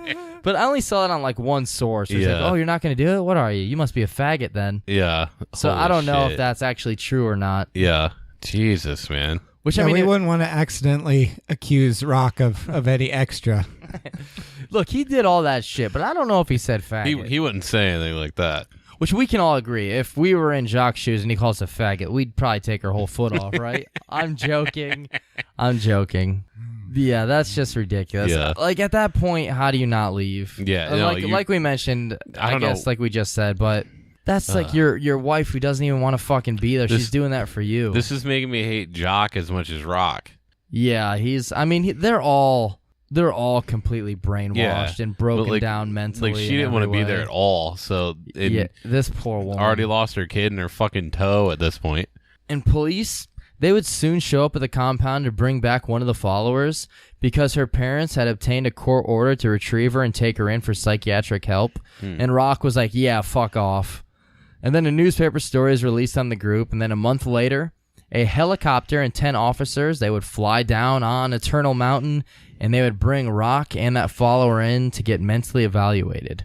So like, all right, we're going to have a psych test, to which they both passed. Jesus. And once again, Roch, he charmed all the people there, and they all were like, yeah, there's nothing wrong with him. He seems like a great dude, maybe like strong beliefs, but he seems all right. Yeah. And he even like would tell the people at the hospital that he'd saved his followers from like shitty lives and drugs. And they said that the director and people at the hospital even started calling him Moses. Oh my God. And they would like talk about like, oh, he's fine. He just has an alternative lifestyle, but he's all right. He's not this bad guy that everyone says. Yeah. And this helped Roch strengthen the unity of the followers. Like, he started changing it to it's an us versus them world. Yeah. We need to stick together. They're trying to stop us. They're trying to break us apart. We can't let that happen. We love each other. We cut each other's toes off when we need to. That sucks. I can't. That's so shitty. Fucking ridiculous. In November 1980, enter the man by the name of Guy Veer. He would soon join the cult. And he first met Roch while he was at the psychiatric hospital. So there are a lot of different stories about Guy. There is one, and it's probably from the same source that said that Roch was calling the dude a faggot. But this dude is from the psychiatric hospital, so he does have some sort of mental issues. One source claimed that he was mentally retarded, which I don't think he is. Only one source said that. I don't think he is at all. But I do think he's probably like slower and has some shit messed up. I think he had like an accent or something happened because he used to be like a super smart guy. But before that, because Guy's actually his middle name and his last name is Veer. His first name, they used to call him by that. His first name was Mick. Guy Veer. Oh man. Oh, fuck Just yeah. MacGyver. Wow. He invented sporks while in this cult. No, MacGyver. He was he knew his shit. So Guy, he was brought into the group and was immediately pretty much just made a slave for Roch. Nice. They're like, yeah, you can go live out in that shed. And they would make him do all the Charlie and bitch work. Oh fuck yeah, He the would Charlie work. do construction and chop wood all day. And then for some reason, I think it was just because Roch hated, or not hated, well, he probably did hate, but any children that weren't his, he wanted nothing to do with, and he would treat them like shit, which there were 3 children there that weren't his. So he put Guy in charge of watching these 3 children. So like any kids that don't belong to Roch, Guy's going to watch over them. Yeah. Which, if he is mentally messed up or mentally retarded, that's like not a good idea. But yeah, the whole time that this cult went on, Roch, he ends up fucking all these women and having like, I think it was 26 kids altogether. Wow. This goes along with the MacGyver joke that I just cracked, but I keep seeing Guy Veer as the guy from Half Baked that can make a bong out of anything. Oh. Like was it MacGyver? Yeah. Stephen Baldwin. Wait, fuck, that was him too, wasn't it? Holy shit, Biodome. I need dude. a snorkel. Yeah. Trust me, man. I've made bongs with less. Yeah, I keep seeing him as Guy Veer. That's him. From here on out, anytime we talk about Guy Veer, which is going to be right now, picture him as Stephen Baldwin. Yes, I'm going to.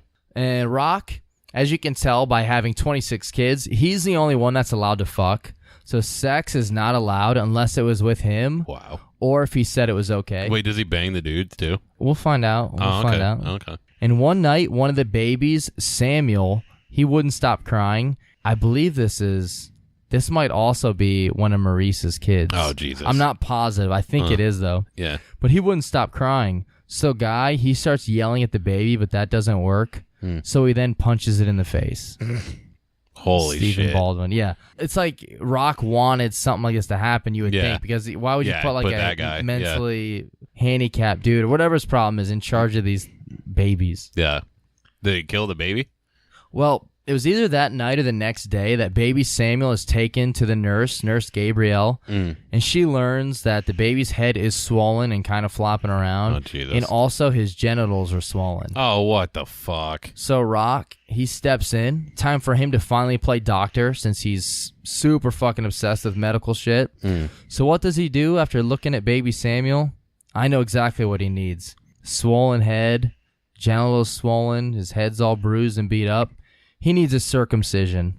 That was the conclusion he came up with. So Roch, he takes some scissors, sterilizes them. Oh, my God. Also, he administers an ethanol solution down baby Samuel's throat for anesthetic. What the fuck? And he then lances the dick on this poor baby. And by morning, Samuel is dead. Oh, yeah. And this was the official story about what happens whenever, I believe it might have been Roch or whoever talks about it later, is that this baby came in, swollen genitals, head flopped around on his neck, was barely holding on. And I tried to save him, tried to do what I could. However, later on, Gabriel would say that Samuel came in with bruising on his face, and that was it. I mean, yeah, he got hit. Yeah. That fucking sucks. Yeah. And then Roch was the one who was like, nah, he needs to be circumcised. Yeah. Let me chop his fucking dick off. They actually believe that the baby most likely died from either alcohol poisoning or drowning. Yeah.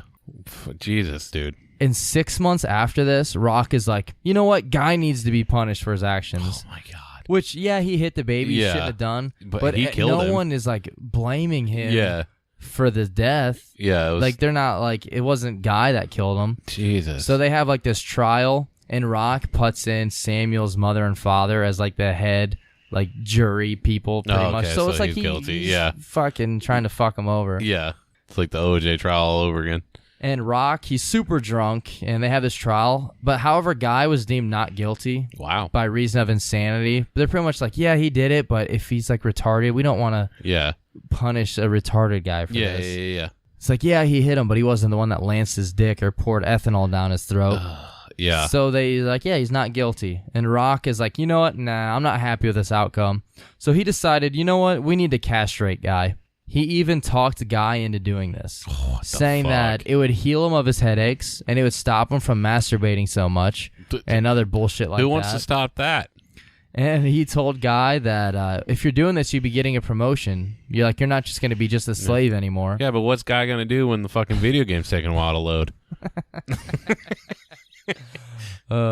So then he writes up a letter of consent for the surgery and gets Guy to sign it. And then he goes on and snipped off them peanuts. Castrates him. Jesus. This is during 80s video games. Those fuckers took a long time sometimes.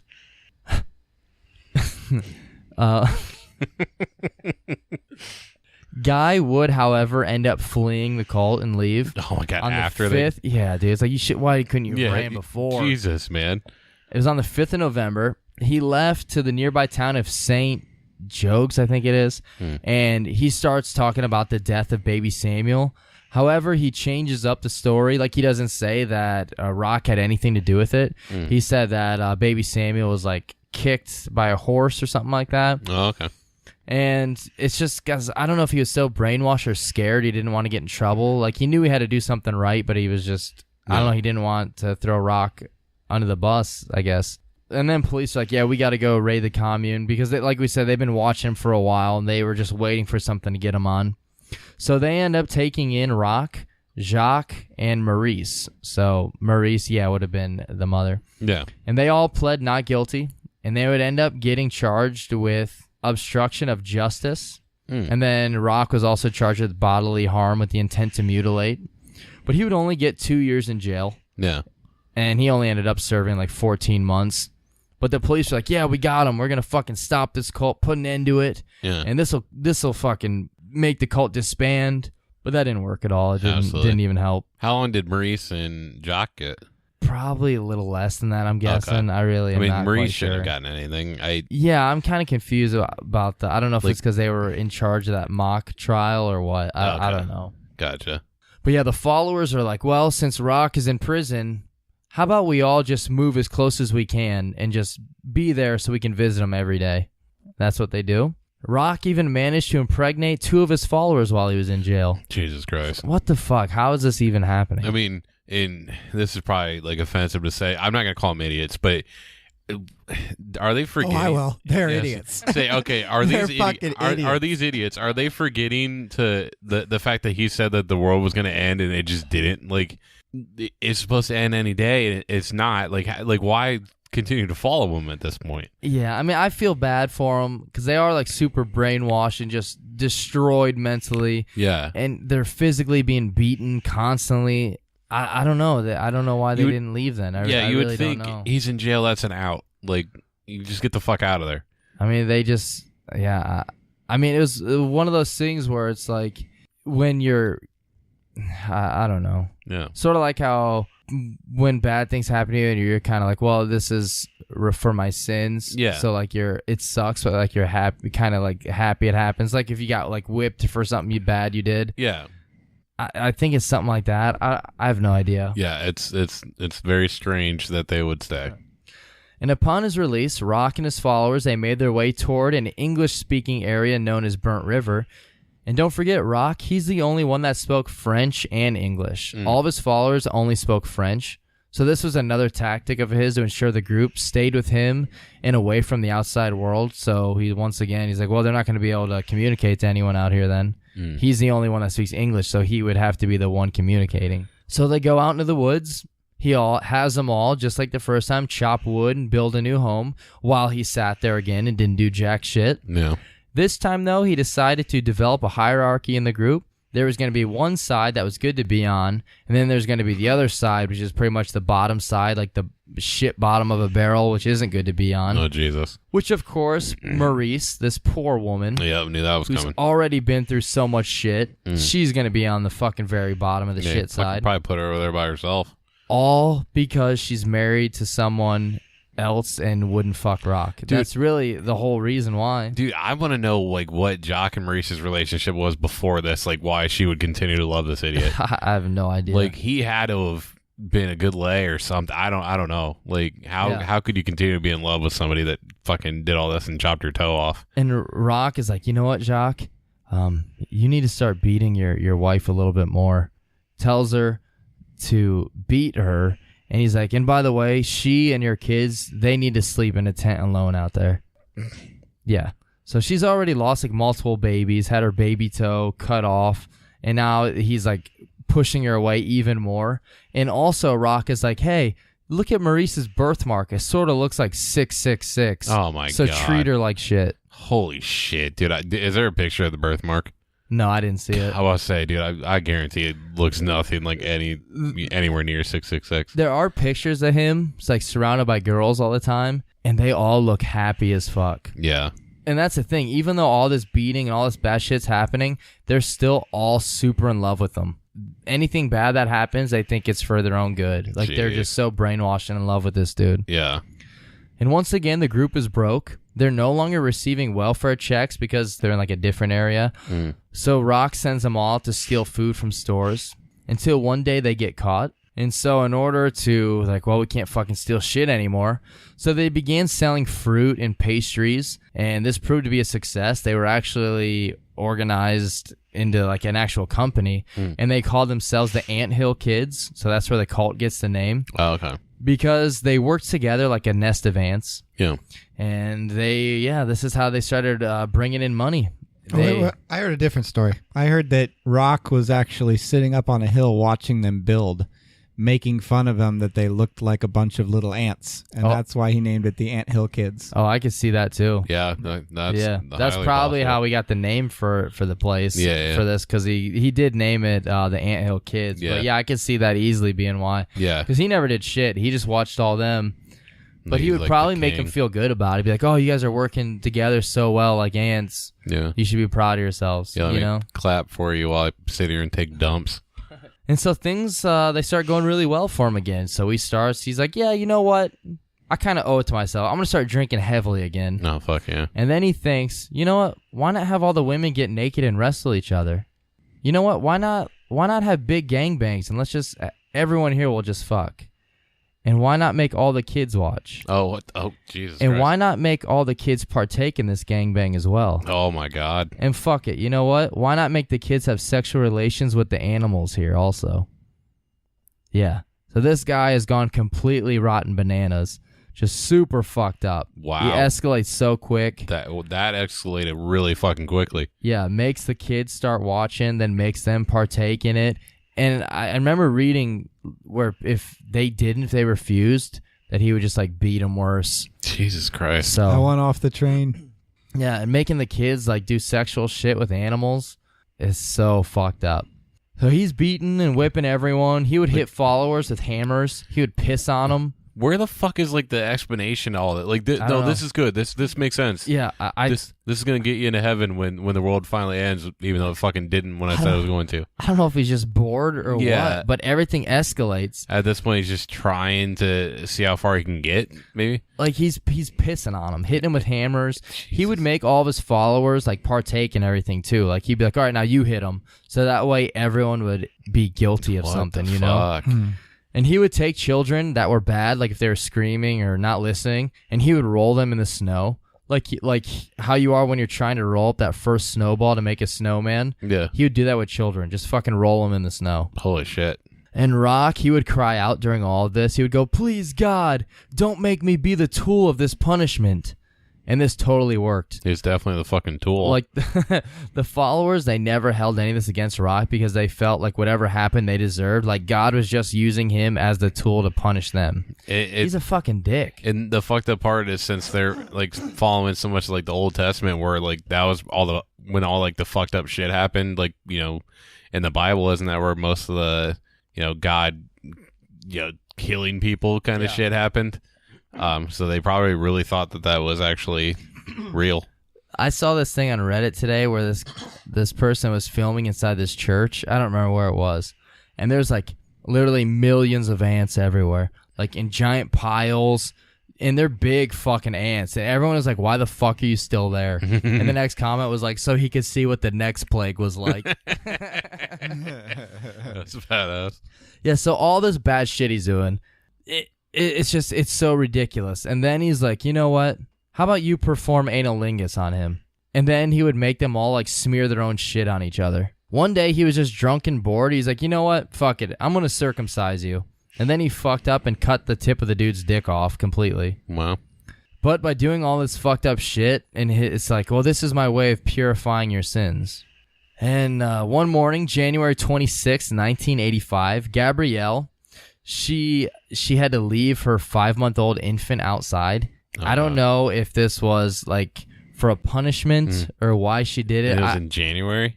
January 26th. Oh, God. And she had to leave the 5-month-old baby out in the wheelbarrow, where, of course, the baby froze to death. Yeah, obviously. Yeah, Jesus Christ. And they said, like, Roch, he previously mentioned how much he hated that child and that it was marked by the devil. Oh, my God. But because the baby was out there in the snow and in the cold, whenever it was brought in and it was, like, all warmed up, they didn't know what killed it. So they marked down that the baby died from SIDS.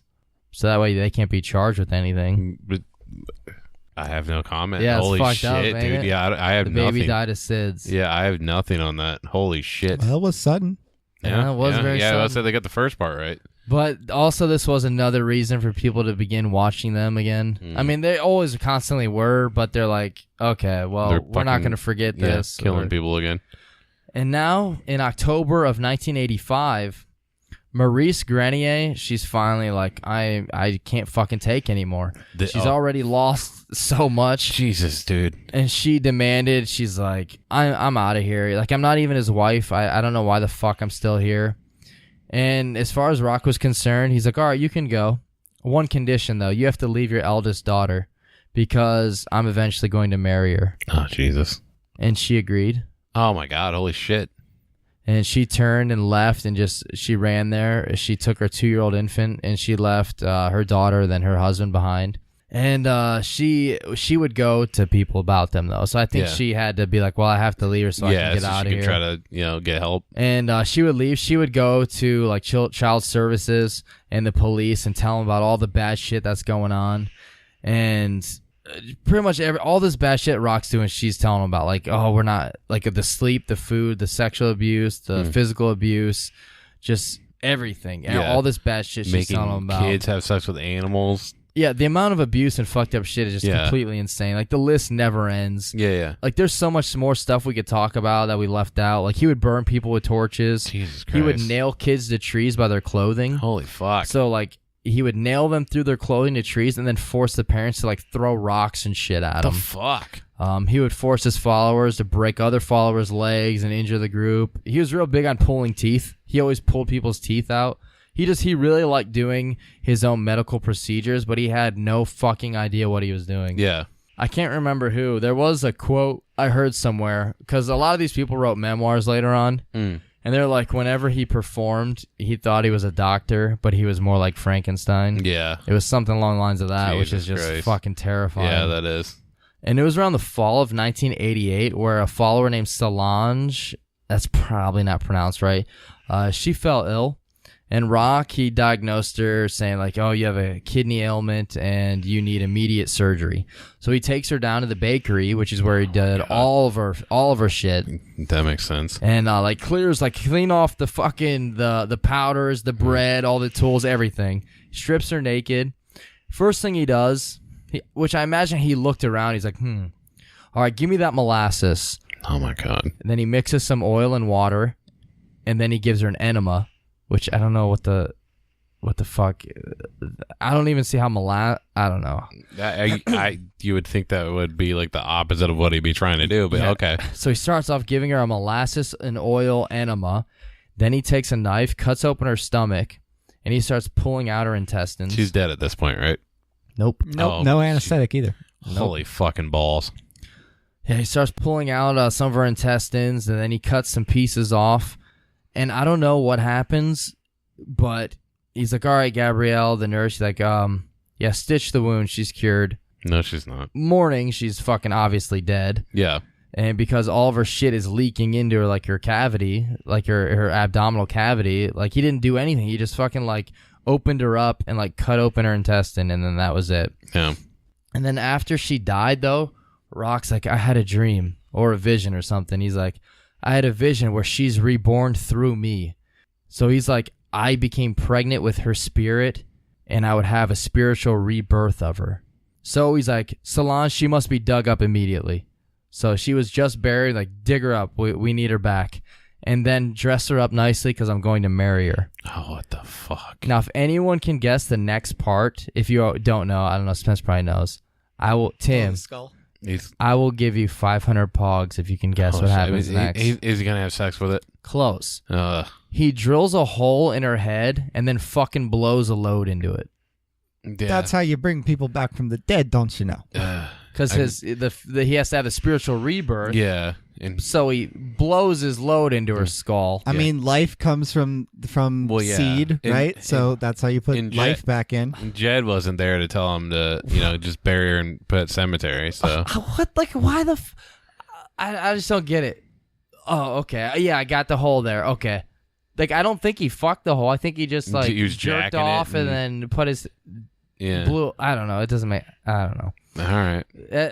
Right when you think this guy can't get more fucked up, he does shit like that. Oh, I still don't know if this is more fucked up than having kids have sex with animals, but it's probably equally that's fucked up. Yeah.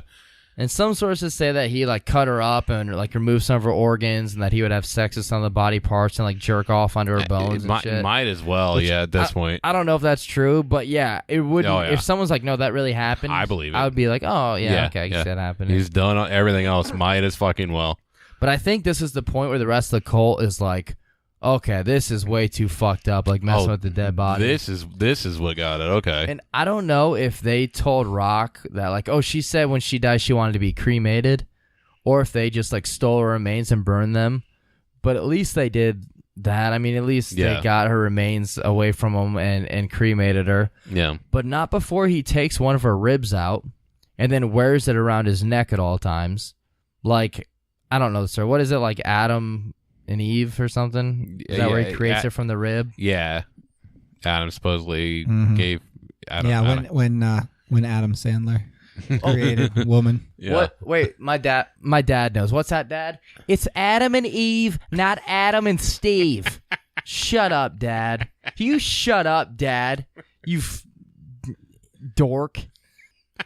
Okay, this next part, which I don't even know if I should read this next part because I'm guessing you all pretty much have it figured out. But after she was cremated, Roch took a jar and filled it with her ashes, added some vinegar, and then he would just masturbate and blow wads into it.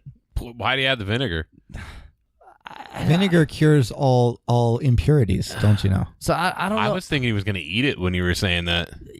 He's like, I don't know. He just keeps blowing loads into it. Did he eat it after he blew? He probably did. I don't know. Let's just say that he did. Beard oil. I don't know what the fuck he did with it. Yeah, what the fuck? And like towards the end of these times, police and child services, they show up and like, we're taking these kids out of here. And they're like, parents, we want you to come too. If you come, you can be with your children. Yeah. None of the parents would leave though. Everyone wanted to stay. I don't know. I think that was probably before this last part, I'm guessing. Yeah, hopefully. Yeah, so at least all the children eventually do get out of there. I mean, is there any like do you know if the kids like turned out okay or? I think some of them wrote some memoirs. Yeah. I didn't read any of them yet, but most of them probably turned out super fucked up at that point. Like I really don't know how you could, end up being a normal person after that. Yeah. Plus, the memoirs are probably all in Canadian. Yeah. Oh shit. So now July 25th, 1989, Gabrielle, she was the nurse. She's like complaining about having an aching finger, and Roch is like, "Oh, you need surgery." And she's like, "Well, I don't want to have surgery," because she knows what the fuck he does. And he grabs her hand at a dinner table and stabs a knife through it. Jesus Christ. And halfway through her elbow and shoulder, he started cutting her arm to the bone. What the fuck, dude? Yeah, all because she had like a fucked up finger, and he wanted to do surgery, and she said no. So he was just trying to do it against her will. Now so you don't have an arm. She runs away. Well, she does. He just stabbed her and started slicing it. Ugh. So Gabrielle, she ran away to a women's shelter, but Roch, he shows up there and convinces her to return. Oh my God. Which she does. And when she returns, he cuts her arm off with the meat cleaver. Now she doesn't have an arm. To which I heard it was a chainsaw. I heard it was a chainsaw on some sources. I heard meat cleaver on some also. A lot of these have different details. Like when the toe got cut off, some said that was a wire cutter. Yeah, so I don't know. There's a lot of different details. It could be a chainsaw. Yeah. Yeah, so she comes back and he fucking just goes right back to it. And then she leaves a few days later. And she's like, I'm out of here. She goes back to the women's shelter with one arm. And actually, yeah, she had one arm. I think he might have. He cut off her arm. She stayed for like a couple days, and then he tried like cauterizing it, like by heating up metal and putting it up to her stump. Jesus. And she takes off. She doesn't return after this. She went to the hospital.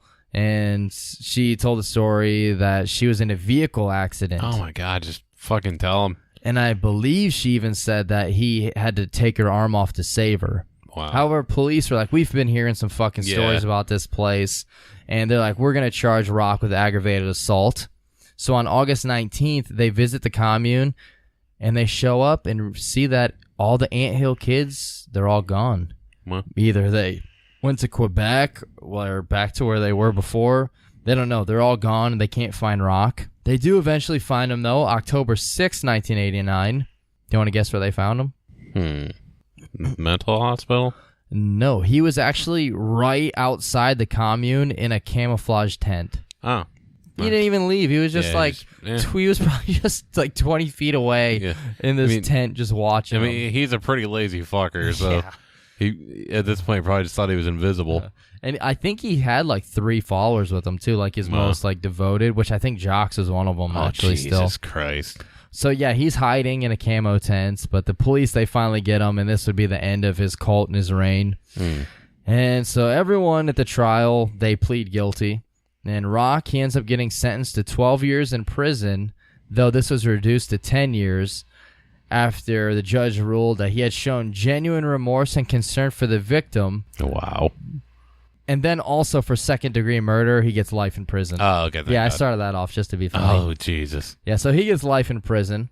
But none of that would matter, because on February 26, 2011, at the age of 63, he's found stabbed to death in his cell. Thank the dear Lord. His cellmate made The real MVP. That's I love right. this guy. Fuck yeah, This dude. guy could have done... There's nothing this cellmate could have done that was worse than what Roch did. Yeah, oh yeah, there's no way. So the cellmate, he made a shiv. He fashioned one and stabbed Roch in the neck with it and stabbed him a bunch of times. Hashtag Wildman. Hashtag Wildman. He then went to the guard station, handed them the shiv, and said, "That piece of shit is down in the range. Here's the knife. I've sliced him up." Hashtag fucking Wildman, dude. Fuck yeah. Loving this guy. Yeah, they were probably like, "Oh, here's the knife you killed him with. Here's the keys, and here's the fucking more keys to my fucking vet. It's yours. Get the fuck out And of here. here's the password to my AOL screen name." But yeah, there and we left out a lot of shit. I kid you not. I got an actual, like, somebody wanted to contact me about some work stuff I do, and they gave me their email, and it was an AOL address. Holy shit. Fuck. That fucking still I exists? encountered an AOL address in the wild yesterday. Oh, fuck.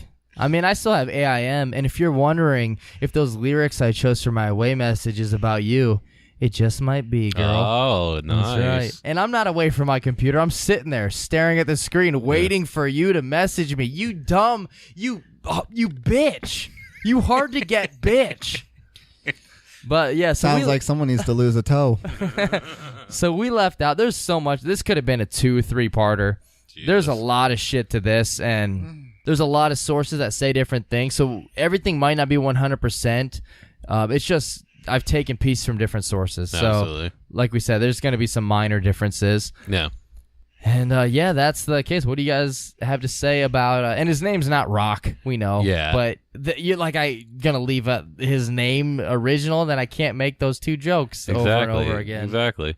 Absolutely. He definitely needs to go in the Mel Hall of Fame for sure. Yeah, definitely Mel Holy Hall of shit, Fame. Yeah, he's in there with Mel Hall's not even that bad compared to some of the people. No, we but put the in last the last two are way worse than Mel Hall. But Mel Hall's is like he groomed a kid and their family. He groomed a kid and a family Yes. to where the family was just like paid off. Yeah, it's just so Yes. he can bang a And 15-year-old. It would have been like we mentioned, he did some baller moves if it would have been to an adult woman. Yeah. Like fucking pointing at the camera. Oh yeah, that's badass. And like being like, "All right, yo fam, you're sleeping on the couch Yeah, tonight. I'm Me and sleeping her in this got room." the Yeah. fucking bed." But it was to like a fucking kid. Yeah, So that's yeah, yeah. fucked I mean up. he's nowhere near as bad as this guy, but no, nowhere near. but I still the Mel Hall of Fame just it fits well. Yes. Definitely Plus, he Mel has Hall the of name Fame. for it. Yeah, exactly. Spence, got anything you want to add or any thoughts on this dude? I think I've heard it said Roch Theriault. Yes, that is how I've heard it most too. So, and I had heard that name before, and I never knew what the story was, and I kind of wish I didn't. I don't know. People, it is really weird the dumb shit people will do when they're in a group and they have a leader that they worship. It is really weird what people will go along with. Yeah, I was in Cub Scouts for 1 year in 4th grade, and we did nothing. You want to know what we did? Every week, we would go into a church and read out of the handbook. That was my Cub Scouts. Wow. Ask if we went camping. I'm you go just gonna camping? guess no. No, we spent the night at the YMCA and watched Home Alone 3. Oh, Holy shit, dude! They made you watch 3. Yeah. I don't hate that movie that much. Like I feel But like that was the yeah. camping trip. Yeah. That's what we did instead of camping. Like I feel like most people hate it more than I do. I don't mind it, but it don't make you watch 3. At least watch 1. I've had better camping trips playing Call of Duty. Holy shit, dude! Fuck. Fuck yeah, Seth. That was good. I like that. I think we'll end on that. I like that. So next we're going to get into our honorary brother of the week, and that is going to be P. Snowsen 01. And she left us, or he left us, a 5-star review on iTunes. And if you want to be an honorary brother of the week, you get a shout out. Each episode, we pick one from iTunes that left us a 5-star review. So that's all you got to do. Just leave us a review on there, and we'll pick you for honorary brother of the week. Absolutely. So P Snows in 01 said, the jokes are super well thought out. Oh, no, they're not. Wait, you listen to the wrong podcast. I appreciate, you know what, though? I do appreciate that. Yeah. I do sometimes, the jokes I write out ahead of time are the worst ones. That's the thing. Remember Toof, where he's like, holy shit, you wrote that? Yeah. It's like, fuck you, Toof. Yeah. But, Toof with his like little post-it note that he writes like a giant story on. Yeah. So, all right. The jokes are super well thought out, and the references are usually spot on and entertaining. No, those I go with. Not to mention their unique delivery style. 10 out of 10. So thank you very much, P Snows 01. That's super cool. Not sure he listened to our podcast, so I'm still Unique delivery style. Yeah, still thinking it might have been somebody else. We are the delivery men. I think we have a unique delivery style. Yeah, that is nice. Yeah. All right. Nice. Yeah. I love feedback like that. Yeah, me too. And then we're going to go on to our Patreon supporters. So we do have a Patreon up now. And if you do want to support us, that would be super awesome. You don't have to, but it really helps the podcast out. Absolutely. We're going to use this money to get some better equipment and things like that. Our first goal is for $500 a month, which is just, that's so out there. I don't ever expect to get that. But if we do, we will watch and review Joe Dirt too. So I'm just hoping we don't ever get that. So, alrighty, our Patreon supporters for this week, Euphemia, I think that's how you pronounce it. I really hope that was right. Yeah. Lauren, which she makes jewelry. She's the one who makes all that jewelry. Oh, awesome. She always sends us the funny stories and shit. Yeah, she's super cool. She's really funny. Awesome. John Shane Renaudin. Nice. I've said his name a few times because he's from New Zealand also, I believe. He was an honorary brother. Yeah. And I always forget shit. Bug. Just someone named Bug. Fuck yeah, I like that shit. Loving it. And then I have to look up the next one because I wrote Lauren twice. I'm a fucking idiot, so. Oh, next up we have Lauren. Also we have Lauren. Lori? No, I misspelled that. It's Lauren. That's okay, Lauren. yeah. And then we're just doing like each week all the new ones. And then I think what we might do is maybe once or twice a month just read them all again. Fuck it, I think that's cool. I think that's all of them. If not, I will just re-record this part. I'm saying this to remind me. I'll re-record it before I release it. But I think that was all the new ones this week. So thank you everyone that has supported us on Patreon. That really helps us out. It means a lot to us. Absolutely. And Spence, you want to do the closing shit? Thank you once again to everyone who supports us. If you want to support the podcast in other ways, you can check us out on social media. We have a Facebook and a Twitter. You can find us on there. Just search for us. If you want to send us an email, you can write to us at BrothersCommon.Place@gmail.com. Check out the Murderly Network where we are hosted, and drop us a line. Give us some feedback. Let us know what you like. Give us suggestions on topics you want us to cover, and share the podcast with your friends. And yeah, special thanks to everyone that has either signed up for our Patreon or left us a 5-star iTunes review. Keep those coming. That really helps us out. It means a lot to us. And thank you everyone that's reached out to us and let us know that they like the podcast or that they've been sharing and showing their friends. You guys have just been absolutely killing it, and it's unbelievable. I can't explain how awesome that is. Absolutely. And everyone that's signed up for the Patreon, I will be mailing to you the 2 stickers. I'll probably also write each like a little note or something, but I'll be sending those out on October 1st. So hopefully you guys get those. All the people in other countries, let me know if you don't get them in like a month or so that way I can resend them or see how I fucked up. But yeah, because I think we're sending some to Australia, New Zealand, Canada. Nice. So to the Anthill kids. Send some to this guy. Yeah. We did get a request. Did you want to bring that up? So we did get a request from your average Ewok. Nice. That's our Canadian listener. I love it. I believe her name's Chloe. I always fuck it up. So special shout out to Chloe because she is not only for being a Patreon subscriber, but also because she sent us a request. It was for Toof and Andrew to do any scene from Forrest Gump I love it. as Forrest and Jenny. I love it so much. And as soon as we get them together in the same room, well, actually, it depends on if the Browns win. If they lose, Toof's out of the podcast. Yeah, well, we already killed Andrew, but we've done a Ouija episode before. We can we can just use Ouija. And if we end up killing Toof, we'll figure it out. We can use Ouija twice. Yeah, we probably could. Yeah, we'll figure it out. I mean, they're both real. Do we have enough crystals? Because it takes crystals to make that work. You I know heard. what? Do we have enough crystals, Dad? What, meth? All right, Dad.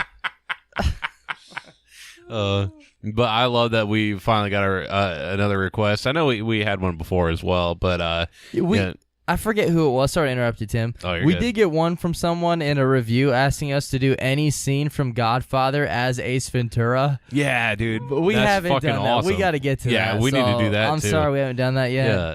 Well, But- maybe we'll get a scene where there's a bunch of people and we're all Ace Ventura or something. That'd I be don't know. awesome. I We'll like figure that. it out. But yeah, absolutely. Keep those coming because we love those, and we're gonna do them all. We'll definitely do the Ace Ventura one because that's fucking hilarious. And then it is a little harder to get Toof and Andrew together because they're the same person, so we have to, Oh, hey, we're Toof and Andrew. We go to football games. We have sex with girls. Yeah. Whatever. Yeah, fucking Losers. Yeah, you guys are fucking both stupid. So, Toof is just Andrew playing like a Mrs. Doubtfire character. this is definitely true. So one of them plays a virgin, and one of them's Toof. It's kind of hard to get them both together, but when we do, we'll definitely do that as well. But yeah, keep the requests coming. Make them as random as possible because that just sounds fucking hilarious, and I definitely want to do all of these. So yeah, keep them coming, and sign up for the Patreon. You'll get to hear those, and we love it all. Yeah, and with the Patreon, like we said, everyone gets stickers.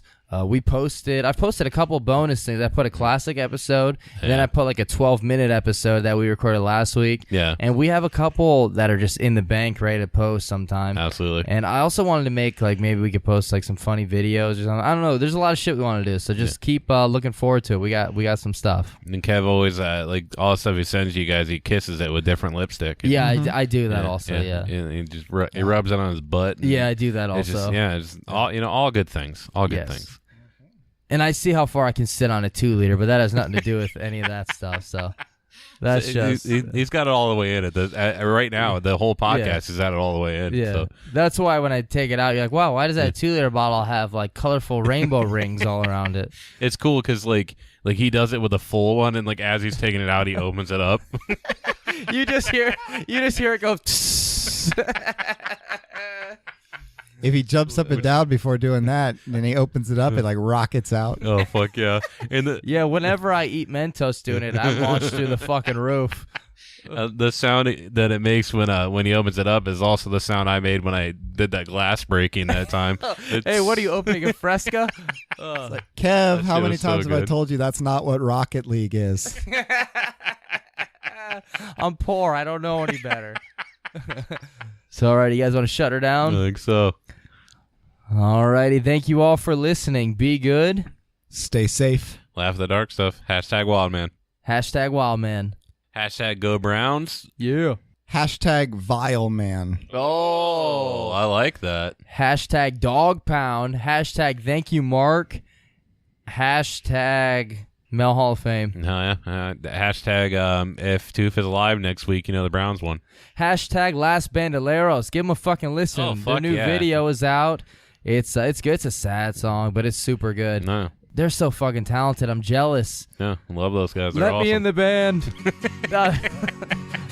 I can play that wooden fish that you like rub the stick over. Oh fuck yeah! I'll do that. You just smack your body like they did in The Office when they weren't in the band anymore.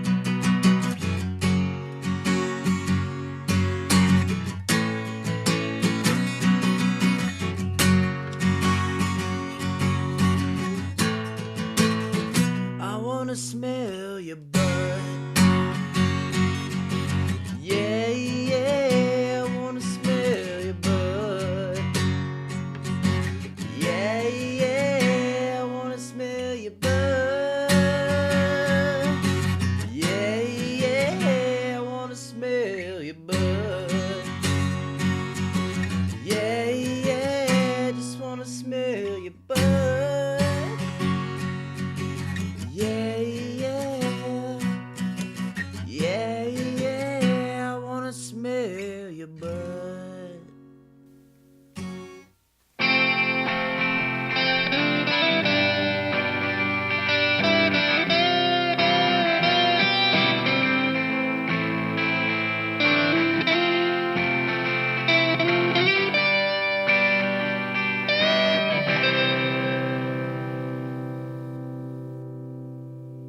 Are you interested in computers, tech savvy, or well-versed in gaming? Consider a career in the growing field of IT. At Bryant and Stratton College, our networking technology program features hands-on practice used by IT professionals, so you'll be prepared for the CompTIA A+, Network Plus, and Security Plus certification exams respected in the industry. Take your first step at BryantStratton.edu. Bryant and Stratton College, for every end in life. For important program information and disclosures, visit our website at BryantStratton.edu/disclosures.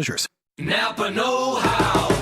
It's Love Your Car Month at Napa. And to show your car the love, get a Napa bucket for $2.99 and save 20% on almost everything you can fit inside, like car wash, car wax, and tire shine. So save some cash and look good doing it by getting 20% off with the Napa bucket. Quality parts, helpful people. That's Napa know-how. Napa know-how. At participating Napa Auto Parts stores, exclusions apply. Minimum 3 items may not be combined with other offers. Offer ends 4/30/19.